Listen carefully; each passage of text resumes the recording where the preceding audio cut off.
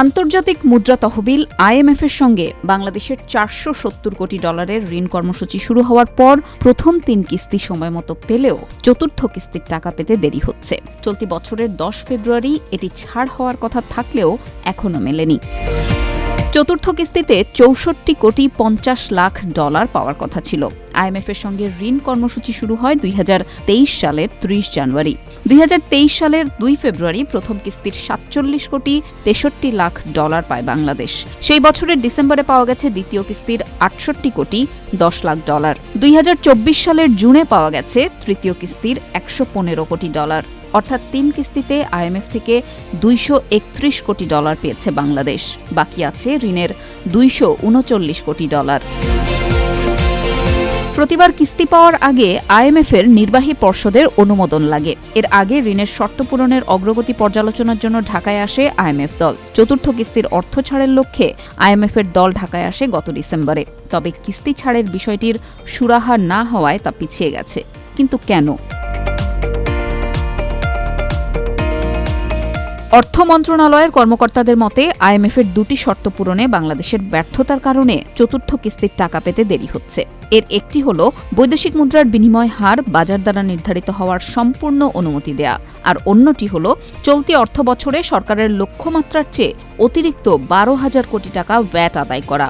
শর্ত পূরণের জন্য IMF NBR থেকে রাজস্ব নীতি বিভাগকে আলাদা করা, প্রয়োজনীয় কাঠামোগত পরিবর্তন নিশ্চিত করা এবং সমস্ত পণ্যের উপর অভিন্ন 15% ভ্যাট আরোপের জন্য মূসক আইন সংশোধন সহ বেশ কয়েকটি সংস্কারের সুপারিশ করেছিল। এছাড়া আর্থিক খাতের জন্য গুরুত্বপূর্ণ আইন প্রণয়ন, পুরনো আইন সংশোধন ও সরকারি ব্যাংকের খেলাপি ঋণ 10% নিচে নামিয়ে আনার মতো শর্ত ছিল। IMF-এর শর্ত মেনে রাজস্ব আয় বাড়াতে বছরের শুরুতে 100-র বেশি পণ্যে ভ্যাট ও সম্পূরক শুল্ক আরোপ করা হয়। তবে জনসাধারণের তীব্র সমালোচনার মুখে সেখান থেকেও সরে আসে সরকার, যা চতুর্থ কিস্তির টাকা পাওয়ার প্রচেষ্টাকে পিছিয়ে দেয়। ডোমেস্টিক ভ্যাট কতগুলো জায়গায় যেখানে ইম্পোর্ট ভ্যাটের চেয়ে কম আছে, 15%-এর জায়গায় 5-7% আছে, সেগুলিকে 15-তে নেওয়া হয়েছিল। সেটাতে অনেক চেঁচামেচি হয়েছে। আর কিছু সেবা খাতেও কিছু ভ্যাট বাড়ানো হয়েছে, ওগুলো কমানো হয়েছে। আর সাপ্লিমেন্টারি ডিউটি যেগুলো ইম্পোর্টেড লেভেলে বাড়ানো হয়েছে, সেগুলো খুব এফেক্টিভ হবে না রেভিনিউ কালেকশনে। তো এটা যেটা করা হয়েছে, এটা আমার মনে হচ্ছে যে খুব এফেক্টিভ পথ না, এটা এফেক্টিভ ছিল না। অন্যদিকে IMF বাজার চালিত বিনিময় হারের ওপর জোর দিলেও তা বাস্তবায়ন করেনি বাংলাদেশ ব্যাংক। 5 আগস্ট হাসিনা সরকারের পতনের পর ডলারের বিনিময় হার বাজারের ওপর ছেড়ে দেওয়ার কথা বলা হলেও পরে ডলারের দামের সর্বোচ্চ সীমা নির্ধারণ করে দেয় বাংলাদেশ ব্যাংক, যাতে সন্তুষ্ট হতে পারেনি IMF। বাংলাদেশ ব্যাংক ডিসেম্বরে যে সার্কুলারগুলো দিয়েছিল, সেখানে বলা হয়েছিল যে বিক্রি এবং ক্রয় দরের ক্ষেত্রে অথরাইজড ডিলাররা ফ্রিলি নেগোশিয়েট করতে পারবেন তাদের ক্লায়েন্টদের সাথে। কিন্তু পরে বাস্তবায়নের ক্ষেত্রে যেটা দেখা গেল যে এখনো একটা রেঞ্জের মধ্যেই থাকতে হচ্ছে, এবং রেমিটেন্সের ক্ষেত্রে বলা হলো 123 টাকার উপরে দেয়া যাবে না রেমিটেন্স ডলার কিনতে। আবার এক্সপোর্টের ক্ষেত্রে আমার মনে হয় ওই আগের যে ব্যান্ডটা ছিল 122-এর মধ্যে। এই ধরনের মাল্টিপল রেট, এটা IMF এর কাছে বোধহয় গ্রহণযোগ্য হয়নি। জানুয়ারি-জুন মেয়াদের মুদ্রানীতি ঘোষণাকালে বাংলাদেশ ব্যাংকের গভর্নর ড.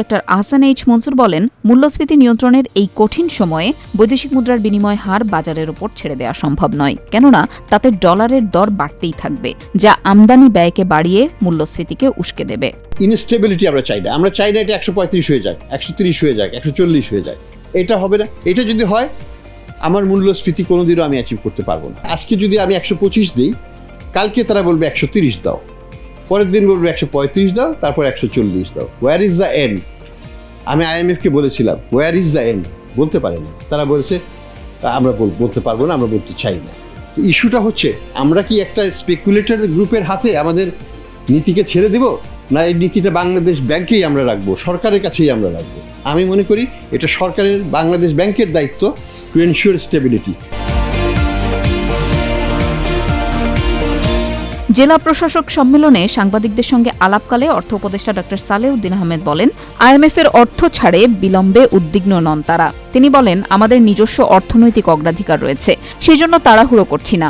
অনেকেই মনে করেন আমরা ভিক্ষা করে টাকা পয়সা নিয়ে আসি, আসলে তা নয়। অনেক শর্ত মেনে নিজস্ব তাগিদে অর্থ আনতে হয়। তিনি আরও যোগ করেন, কিছু শর্ত আছে যা আইএমএফ বললেই আমরা পূরণ করব না। এখন আমাদের সামষ্টিক অর্থনীতি ভালো, চলতি হিসাব, আর্থিক হিসাব ও প্রবাসী আয় ইতিবাচক, তাই আমরা মরিয়া হয়ে উঠছি না। পরের কিস্তির প্রস্তাব আগামী মাসে কি ওয়াশিংটনে আইএমএফের নির্বাহী পর্ষদে উঠছে? এমন প্রশ্নের জবাবে অর্থ উপদেষ্টা বলেন, মার্চে নয়, বলেছি যে একটু অপেক্ষা করব। আগামী জুনে 2 কিস্তির অর্থাৎ চতুর্থ ও পঞ্চম প্রস্তাব একসঙ্গে উঠুক। মার্চ থেকে পিছিয়ে জুনে চলে যাওয়ার বিষয়টি আইএমএফের পাশাপাশি সরকারও চেয়েছে বলে জানান সালেউদ্দিন আহমেদ। অর্থ উপদেষ্টার দেয়া বক্তব্যের বিষয়ে জানতে চাইলে বিশ্বব্যাংক ঢাকা কার্যালয়ের সাবেক মুখ্য অর্থনীতিবিদ জাহিদ হোসেন বলেন, যা বলা হচ্ছে তার সঙ্গে বাস্তবতার মিল নেই। মনে হচ্ছে কোথাও একটা গিট্টু লেগে গেছে। আইএমএফের কিস্তি আটকে গেলে বিশ্বব্যাংকের বাজেট সহায়তাও আটকে যেতে পারে বলে জানান তিনি। আইএমএফ এর প্রোগ্রাম যদি আটকে যায়, তখন অন্যান্য পলিসি সাপোর্ট, যে বাজেট সাপোর্ট যেগুলো, বিশেষ করে বিশ্বব্যাংকেরটা, এইগুলো আটকে যাওয়ার সম্ভাবনা তৈরি হয়। আমি ওয়ার্ল্ড ব্যাংকেরটা জানি যে ওয়ার্ল্ড ব্যাংক এই ডেভেলপমেন্ট পলিসি ক্রেডিট এগুলো যখন দেয়, তারা বোর্ডের কাছে যখন নিয়ে যায়, তখন একটা প্রি কন্ডিশনই হচ্ছে যে ম্যাক্রো ফ্রেমওয়ার্ক নিয়ে আইএমএফ কমফোর্টেবল কিনা। যদি চলমান কোনো আইএমএফ প্রোগ্রাম থাকে, তারা যেটা দেখতে চায় যে ওই প্রোগ্রাম স্মুথলি এগুচ্ছে কিনা। তো সেখানে যদি এই ধরনের ঘটনা ঘটে যে আইএমএফ প্রোগ্রাম তো আটকে আছে, ছাড় হয়নি বিভিন্ন কারণে, তখন তাদের পক্ষেও তাদের ম্যানেজমেন্টকে কনভিন্স করা ডিফিকাল্ট হয়ে যায়। বেসরকারি গবেষণা প্রতিষ্ঠান পলিসি রিসার্চ ইনস্টিটিউটের চেয়ারম্যান ডক্টর জাইদি সাত্তার টিবিএসকে বলেন, অর্থনৈতিক বাস্তবতায় বাংলাদেশ ব্যাংক যেসব সিদ্ধান্ত নিয়েছে তা ঠিক আছে, তবে রাজস্ব খাতে কাঙ্ক্ষিত সংস্কার প্রয়োজন।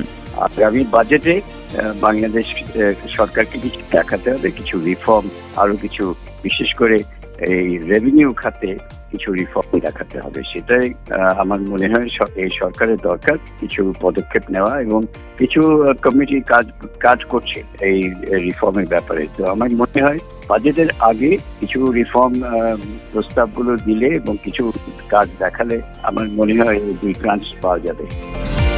অর্থ মন্ত্রণালয় সূত্রে জানা গেছে, সরকার রাজস্ব নীতি প্রণয়ন ও বাস্তবায়নে আলাদা বিভাগ তৈরি করে এনবিআরকে পুনর্গঠন করার বিষয়ে আইএমএফকে আশ্বাস দিয়েছে জুনে মূল্যস্ফীতি স্থিতিশীল হলে আগামী বাজেটে ভ্যাট বৃদ্ধি এবং কর অব্যাহতি সুবিধা প্রত্যাহারের। এছাড়া জুনের আগে বাজার ভিত্তিক বিনিময় হার বাস্তবায়নেও প্রতিশ্রুতি দিয়েছে সরকার। এইসব আশ্বাসের প্রেক্ষিতে বাংলাদেশের চতুর্থ ও পঞ্চম কিস্তি ছাড়ের বিষয়টি জুনের বোর্ড সভায় অন্তর্ভুক্ত করতে সম্মত হয়েছে আইএমএফ।